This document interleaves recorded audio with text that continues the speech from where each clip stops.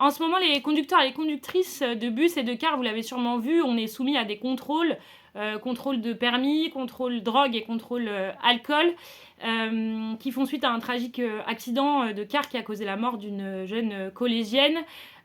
Donc ces contrôles, ils sont faits par la police. Et quand même, dans cette situation, c'est une petite instrumentalisation politique hein, du gouvernement, de Retailleau qui lui-même a dit qu'il fallait serrer la vis.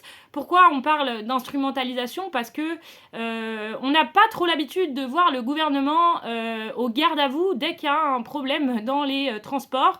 Mais là, quand il s'agit d'envoyer des flics contrôler des travailleurs, pas de souci, ils savent déployer les effectifs qu'il faut.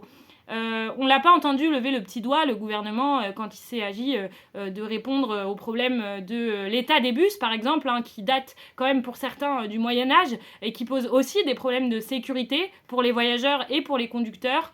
On l'a pas vu bouger le petit doigt non plus pour les problèmes qu'il y a, par exemple, dans les ateliers à la maintenance, hein, celles et ceux qui réparent les bus. Alors, il y a des produits toxiques, hein, ça a été montré, prouvé, que les travailleurs, ils travaillent dans un environnement extrêmement pollué avec des conséquences réelles pour leur santé, mais pour ça, on n'a pas non plus entendu bouger le petit doigt.